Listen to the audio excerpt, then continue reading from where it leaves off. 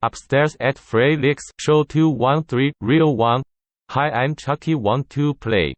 Hi, I like to be hugged. All right. Well, I would like to say this, though. Before you start rolling, or before we start even getting into this discussion about the movie we're going to do, I would like to take a quick time out and recognize that Brian Dennehy passed away last week. I know that he was in Tommy Boy. Is the only thing I can think of. He was Chris Farley's dad. First Blood. And he died. First Blood. He died in that, too. No, he didn't die in First Blood. He gets shot. Rambo straight. No, Rambo backed off of him. He was going to kill him, but Rambo backed off. Oh, okay. What you call home, Rambo calls hell. Exactly. So you've got. I could look it up. What's the other one? Bestseller, because we talked about that in an early episode. Bestseller. That was Larry Cohen. I remember that. To Catch a Killer, the John Wayne Gacy movie that he did. Right, that's right. Don't you know about clowns? Oh, don't you know about... Yeah, okay. Well, yeah, okay. I get it now. Yeah, he was in Silverado. You mentioned that Cocoon I forgot about. Totally. He was in FX. Presumed Innocent he was in. Romeo and Juliet, it says here. He was in... You see, the reason I want to tell him, man never did a really bad movie, and from what everyone says, he was one of them rare guys in Hollywood who was just talented at everything he did, and on top of that, he was a nice guy and he wasn't a dickhead. Yes. Okay, well, how about... Oh, yeah, Legal Eagles. I forgot about that one, too, because I have that. He was also in Foul Play, and he was in... Yeah, he was the bartender in 10 on my list. Remember my list of comedies. Yep. But he was in, so many different things. He was in a Peter Greenaway movie, and I can't stand Peter Greenaway. Yeah. He was just in a lot... He was part of my childhood, because I watched him in a lot of movies. Okay, the thing about Brian Dennehy is that he was a character actor. But he was a recognizable character actor, and he was always... He could run the gamut and play different. He played bad guys, he played good guys, that kind of stuff. So he's always in stuff. He was in the remake of Assault on Precinct 13, which I never bothered to watch because the remake would piss me off. Actually, it wouldn't piss you off because that goes into the movie we're talking about. It's actually a good remake. You think? Because the guy, I don't know.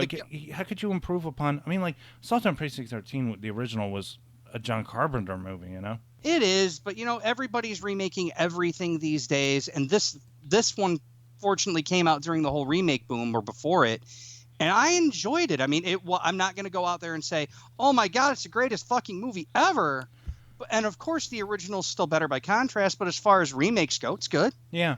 Oh, it's good. He was also in a movie called Stolen Summer, which was made in 2002, and it was the subject of Project Greenlight. You remember that show with Ben Affleck, Matt Damon? Yep, I was just going to say Project Greenlight, Stolen Summer. But it was directed by a colleague of mine, somebody I know named Pete Jones. It was written and directed by him because Pete Jones is kind of like this guy who for years kept trying to make movies, and he just couldn't get anywhere. Even after winning Project Greenlight in the second season, I think it was. Was it the second season? Or the first season? No, that was the second season was Battle of Shaker Heights, and the third season was Feast. Right. So Shaker Heights was the one with Shia LaBeouf in it. Yeah, and that was a good movie too. Yeah, but the guy who made that movie said he was just surrounded by a lot of Hollywood types that were just so full of themselves.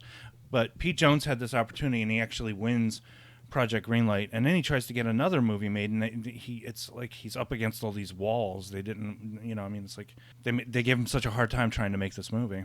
Of course, because it's their money. And also, Pete Jones had a problem with Kevin Pollak. Now that I find kind of hard to believe. I hear Kevin Pollak, even though he's kind of douchey, he's an all-around nice guy. I don't know. Pete Jones, he said basically that Kevin Pollak was acting like a temperamental, spoiled, pampered actor, which is so bizarre considering Kevin Pollak, He's a stand-up comedian and everything. And I like Kevin Pollak, too. He was from Usual Suspects. He's a funny guy. Usual Suspects, whole 9 yards, whole 10 yards. All Less right. we say about whole 10 yards better. But anyway. Brian Dennehy, a national treasure. John Wayne Gacy recently passed away. And this is our tribute to him. So there you go. How about we do that? Get that out of the way right now, because we're going to launch into Child's Play, the remake from 2019. And like you said earlier, this remake stunned me. I thought it was going to be crap. I was like, okay, maybe it'll be good for a few schlocky laughs. As it turns out, and I know you disagree with me on this, but I think it's better than the original. And that's just me.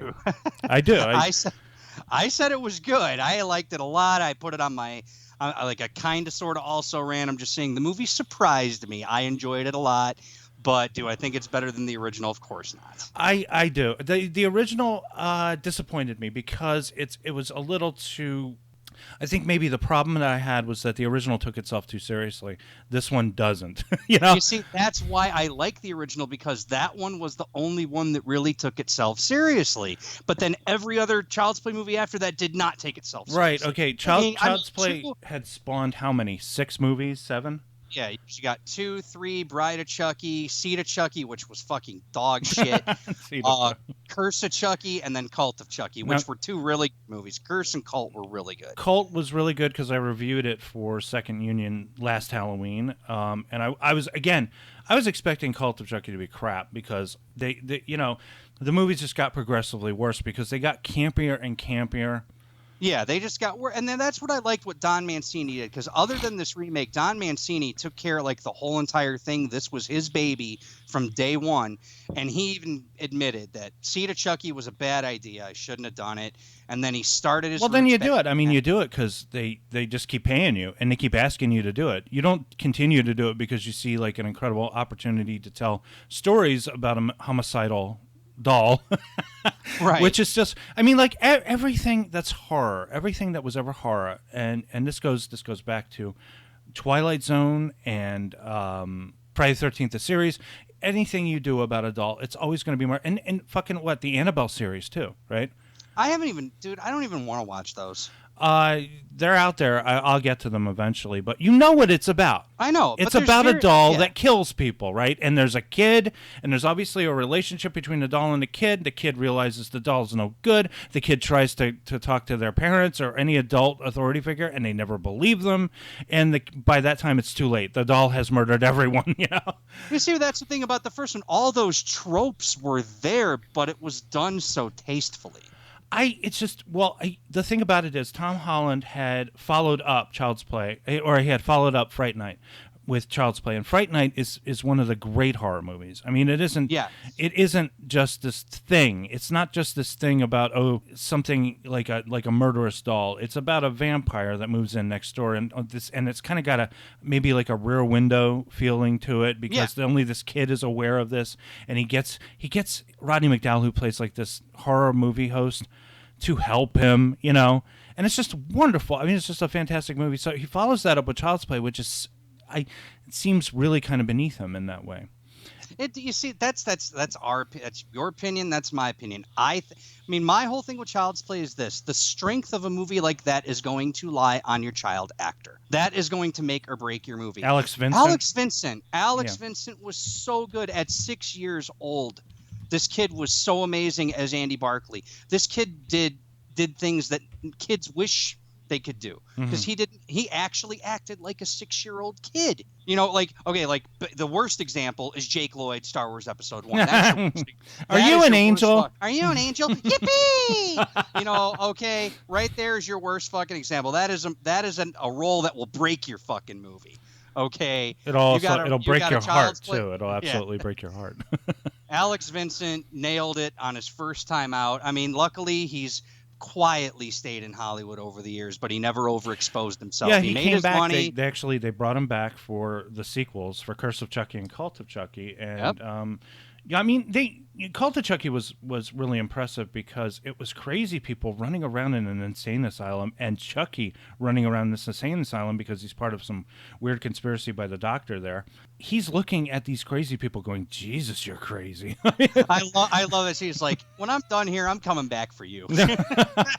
and you know, Brad Dourif doing the voice and everything.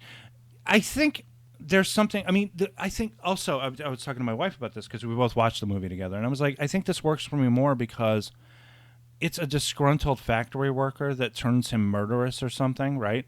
Yeah, because all the inhibitor protocols. So basically, the one setup in this movie that they allude to, they never say it, is that we live in an alternate universe where AI is pretty much relevant everywhere, and Amazon has completely fucking took over. I think it works because of that, because it makes it more believable, and you don't have to go supernatural or anything, right?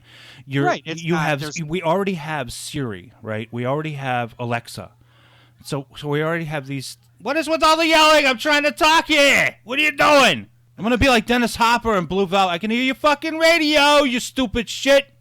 All right. I'm going to be like, I had to do that. I know you had to. So, yeah, but we already have this kind of weird interface perhaps possibly AI software. We also have algorithms, and we're connected to various nets. And Chucky here, who's kind of rebranded as the Buddy, he's Buddy, and Buddy is part of this whole massive company, right? Caslin, and you get a nice little. Here comes my wife to beat the shit out of me. Hang on. I can hear your fucking radio, you stupid. Again? Little! I swear to God, I'm going to beat the crap out of that cat. No, that cat already got the crap scared out of it. I hate this. You know what? Our cat, okay, he's like precious or something. There's something wrong with his head, because if he doesn't get the right kind of kitty litter, he'll take a shit on the floor like a fucking dog. Oh, he needs this expensive freaking organic cat litter that costs like $15. Otherwise, I'm taking a dump on your floor. I don't even care. Well, suddenly I sound like Alan Ruck in Ferris Bueller. Pardon my French, but you are an asshole. Anyway, sorry. Well, but like you said, the whole thing was it was a disgruntled factory worker who basically removed all the inhibitor code. Yeah, this is what you got to worry about. You got to worry about those Chinese freaking factory workers, assembly line workers, who are pissed off at their bosses because they get treated horribly, and then they're going to turn these dolls into murdering, killing machines. This other, I mean, like the original Child's Play was basically like the spirit of a murderer, of a psychotic serial killer played by Brad Dourif, the voice of anyway. It gets infused within this doll, and it's not really, the doll isn't exactly like electronics. It's almost, the doll from the original is almost like this, you know, it runs on batteries. It's like a Teddy Ruxpin type thing, right? Yeah. Oh, and another reason why the original works so well is because the fact is it's on location shooting for a lot of the scenes. They shot in Chicago? Yes. Right. Yeah. There were scenes shot on Chicago, Wacker. and yeah. And that's what I love about Tom Holland, because like instead of just using the whole thing in a studio, he's like, well, you know what? Why don't we get some exteriors in Chicago, but like we can do our stuff, you know, on the stages for like indoor scenes. Mm-hmm. But for exteriors, instead of going to Canada, let's actually film in Chicago. Yeah, and I actually forget. show that we're in Chicago. We were watching a movie that was, and I forgot which one it was. Damn it! We were watching a movie that was almost exclusively on location. It was like shot on location, and you could tell. Because it was really, oh God, if I could just remember what it was. Because then you moved to Child's Play 2, it's still. Oh, you know what it was? I'm sorry, It was Star Trek 4. Actually, we were. Yeah, because that was all, dude. That was all location shooting. It was all on location, and actually, it cuts the budget down a lot to just shoot on location. Just grab your cameras, your crew, and your actors, and he shot in San Francisco. And it's a lot cheaper than actually setting up space battles, you know, because of all the visual effects. Right, yeah. And speaking of Star Trek 4, I mean, the female lead in that was Catherine Hicks, who was the mom in Child's Play. And I generally enjoy her. I think she's a fine actor. She's really only known for a couple of things. One was Star Trek 4.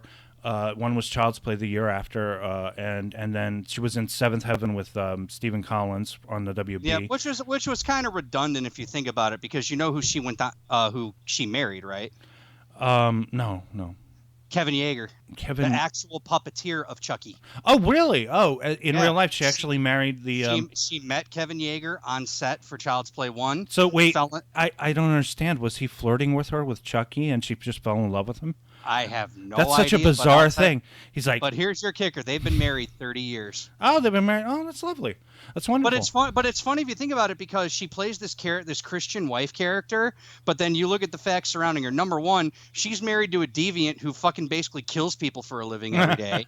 And then in real life, the TV star husband's a fucking sexual deviant. Yeah, that's true. And then and then it wraps back around to Star Trek: The Motion Picture. It all comes back to Star Trek. For fucking Decker. Exactly. Oh, and the other thing that she was known for is that she played Marilyn Monroe in a television movie, I think a couple of years before Star Trek 4. So she wasn't really getting much work until Star Trek came out. I mean, I like her. I like her as an actress. I think she's wonderful. She's very she's not a bimbo, and she's smart. And she's tough. She's beautiful. And she's beautiful on top of that. And she's and they got her to play Marilyn Monroe. But the problem for me is that there's a disconnect, because I think Aubrey does a really fine job surprisingly. I was really surprised. Oh yeah, like when they said Aubrey Plaza was going to be the mother of Andy Barclay, I'm like, huh? Yeah, because she's too young. She's too young. But what I love But she plays a young mother, right? And they allude to it. She goes, I had a productive Sweet 16, okay? I'm paying for it now. Yeah, and they actually make it work for her, because when you look at Aubrey Plaza, you don't think that she can act. She's like a comedian. She's very. I mean, like the first time I saw Aubrey Plaza was on episodes of Portlandia, and she does this standard thing. Well, no, not Portlandia. She was on Parks and Rec first. Parks and Rec, and exactly. she does this kind of deadpan thing. So I was just gonna say she's deadpan humor. She's deadpan humor. She's very beautiful. In fact, she reminds me of my wife a lot because my wife is sort of like that too. And she's brunette. She's a small little brunette with very wide, expressive eyes and just beautiful lips and everything, right? So you're thinking what is she? Are they going to try and make her act? That's what I asked you. I asked you before I saw the movie. I said, Aubrey doesn't try to act, does she? And you're like, no. She's kind of, they managed to work her personality into her dialogue and her performance. So, and that's exactly what they did. I mean, and they then did even a great job. At the end of the thing, like she can play panicky really well too. She can play terrified very well. Yeah, she does a great job because of those eyes. She's got like these silent movie eyes that are very expressive, big. But we got to talk about the two elephants in the room though, because I need to hear your opinion on these two facts. All right. Wait. First, that was what I really enjoyed though about the remake was that I enjoyed the relationship between the mother and the son. I thought it was very realistic. Well, yeah, so did I, and I like the relationship with the kid, with Andy and the other kids from the neighborhood and everything like that. Very quirky, yeah, very quirky. Yeah, I mean, and there was just so much right with this movie, but there was one big wrong that unfortunately I have to talk about. All right. I'm not a big fan of that doll redesign, but at the same time, I understand why they did it. Well, they didn't want to do in an era of CGI. They didn't want to do no CGI bullshit, which I'm grateful for. But at the same time, all the good puppeteers of our past are gone. Right. They're gone. I mean, Stan Winston's gone. Kevin Yeager is semi-retired. And on top of that, the other name I'm going to bring up is Tony Gardner. Now, the problem is Kevin Yeager and Tony Gardner, while you could hire them, they're not going to basically say, fuck our original movies that we did, because Tony Gardner did the effects for Seed of Chucky, Curse, and Cult. Kevin Yeager did everything before that. Right. They're not going to work on this remake project, even though they know they could. They say, no, this is disrespectful to Don Mancini. We're not going to do this. Well, yeah, it did seem, looking at the credits, there was nobody associated from the original movie. Right. And when you're doing a movie like this, granted it was low budget, you need to get a name to do your animatronics, and the name these days is Tony Gardner. Right. He's your animatronic guy. You can't get him. Unfortunately, the results may vary, kind of like Star Trek V, how they couldn't get ILM, and then the CGI that they used was fucking trash. Yeah, well, it was Brian Farron, who is... Yeah, Brian Farron, who did that. He's a fine visual effects guy, but this project was way too big. I mean, like, his effects were like the kind of stuff, like Altered States. He did Altered States, and it was really good visual effects for that movie, but he wasn't the kind of visual effects house that could pull off space battles, So yeah. It did look really cheap, and they had to actually use some recompositive ILM effects for some of the shots of the Enterprise. So, man, that was like my whole thing with Chucky about how it's like, you can't get a good animatronics house to do that. And there's a little bit and what I liked about it, there's a little bit of CGI, but not too much. Now, that would be a travesty, right? But then what saves it is Mark fucking Hamill. See, I don't know, I mean, I enjoyed some of the stuff, but I thought when he was trying to be normal, I thought he was a little creepy sounding. That's what I loved about he does this thing where he's singing to the kid, and it just seemed like... You are my buddy. Yeah. You are my buddy. It's a little weird. I don't know. I kind of miss Brad Dourif there. I miss Brad Dourif.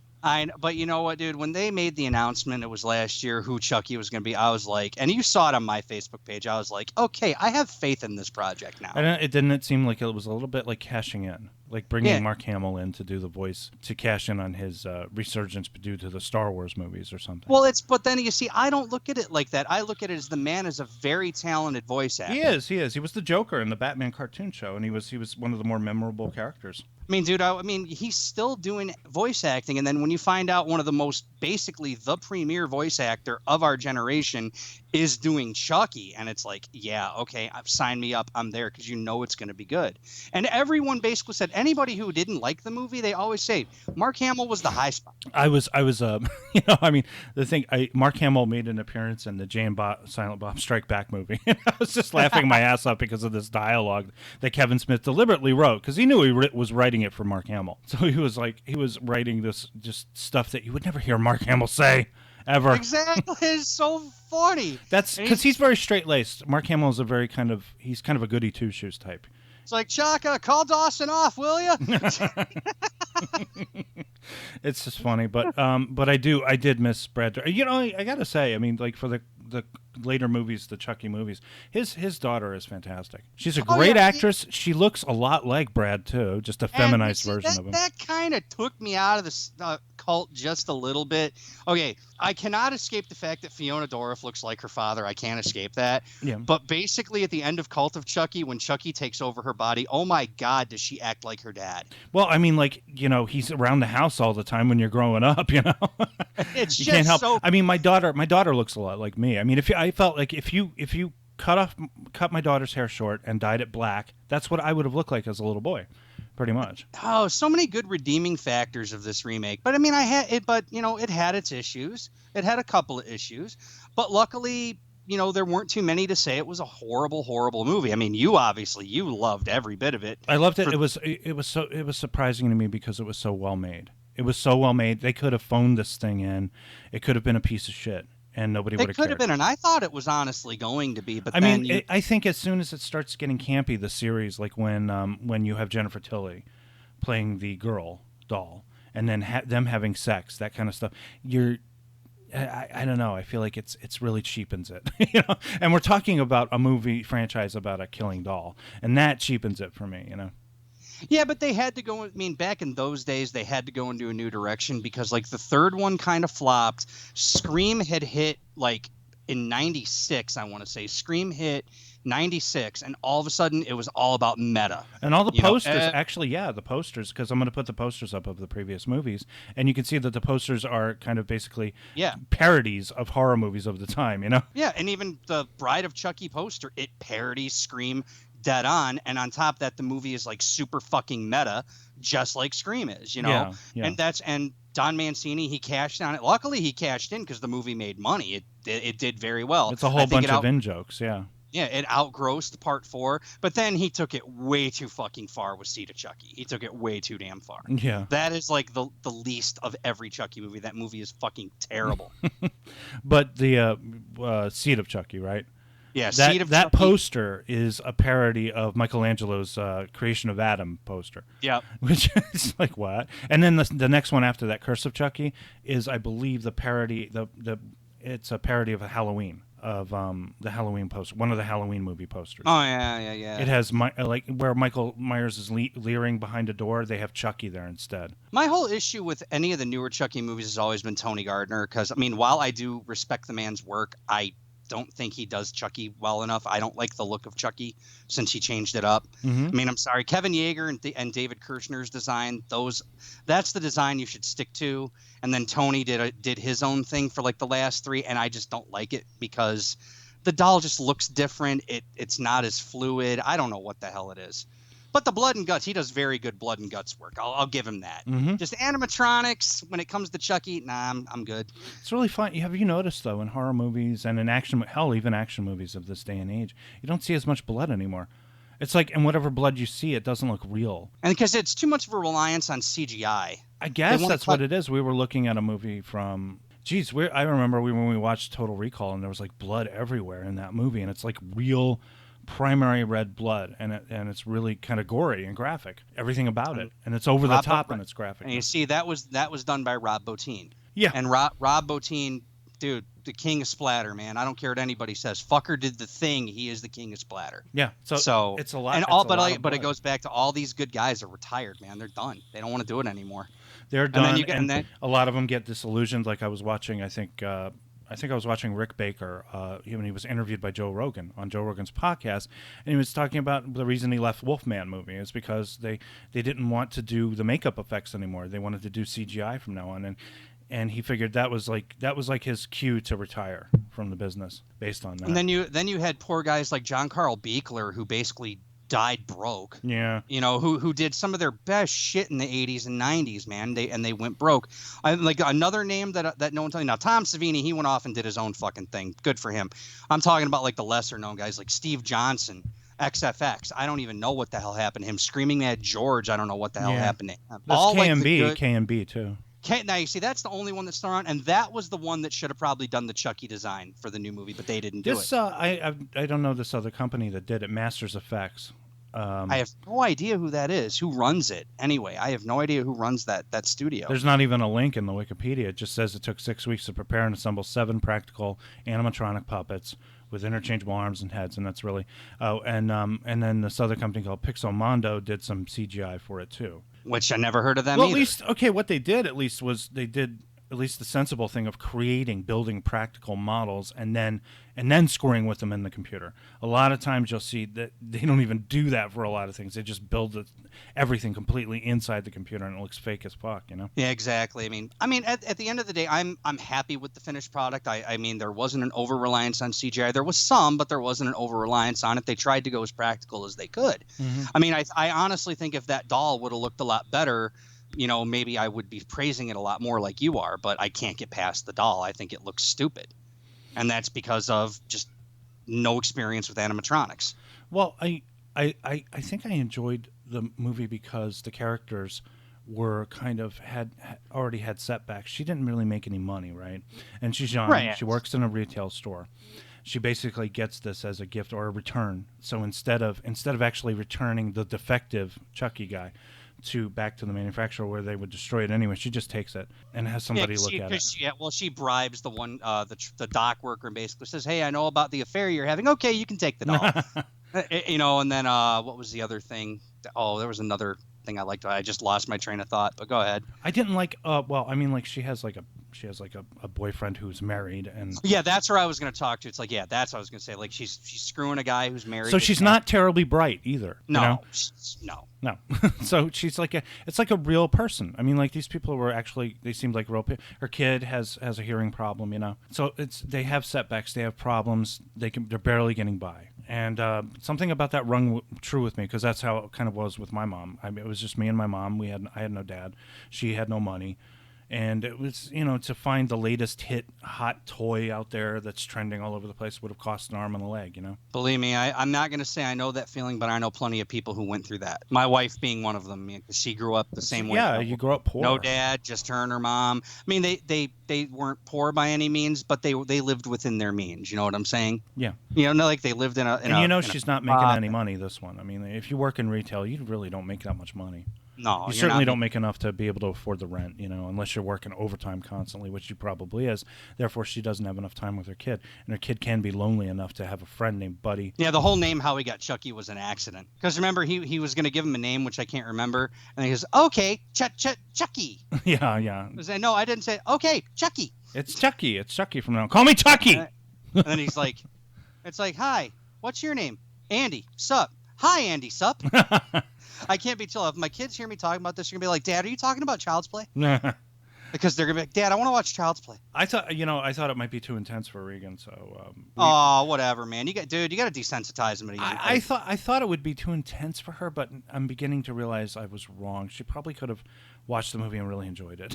My kid's only a year older than your kid, and I started letting him watch horror movies when he asked. I was like, but I supervised. I was like, hey, here's a scary part. You can cover your eyes if you want. I at least was showing him movies that I'd seen several hundred times, you know. Well, I think the only thing that Regan doesn't really like, two things that Regan doesn't like. She doesn't like body horror, and she doesn't like torture, like extended torture scenes. But she can watch anything else. But you do, like, when you think body horror, you think of David Cronenberg, okay? I'm not gonna let my kid watch a Cronenberg movie, okay? I'm crazy, not stupid. I had to wait a few years before I show her The Fly, and Jeff Goldblum is tearing his fingernails out of it. I would say like if you were gonna show Reagan any movie, I would say either from Cronenberg, I would say The Dead Zone or The Fly. Dead Zone is awesome. Wonderful movie. Yeah, Dead Zone or The Fly, those are like the two safe movies. But like body horror, there's no Videodrome, no scanners. No Videodrome, no scanners. My kid's gonna look at me like, "What did I just watch?" I'll be like, dude, long live the new flesh, man. Long live the new flesh. That's a Videodrome, man. All right. Is there anything more we can say about Child's Play? Well, let's just hope they get a sequel. I mean, I'd like to see a sequel. I would like to see them carry this on a little bit more. I recommend the movie. I recommend it wholeheartedly. It's not crap. It's actually It's not crap. Anybody who trashes this movie, obviously, A, doesn't have a sense of humor, and B, doesn't have an open mind. Yeah. I mean, you literally have to go into the movie with an open mind. Also, a love of Aubrey would not hurt, you know? Oh, yeah, I love Aubrey, too. That's one of the reasons I wanted to see it, because I fucking love Parks and Rec. Yeah. All right. Well, I guess that'll wrap it up for this episode. Next time, I guess, we're going to be wrapping up the season with a couple of classic Coppola movies, and we'll get to those. One heard of, one not so heard of. Yeah. But this one's a 2-week prep job. Yeah, it is. Because one of these movies is going to be a breeze. The other one, that's probably going to be rough. Yeah. Because then you're gonna be like, what the fuck did I just watch? And why is this waste of celluloid on my screen? Well, for all we know, I mean, it could be like a hidden gem, like Heaven's Gate, It could be. In this case, it's Coppola's Gate, and I'm looking forward to Coppola's Gate. Coppola's Gate. All right. So until then, I'm David Lawler, and I'm John Froelich, and always don't forget to like, share, and subscribe. All right. Good night. Good night, everybody.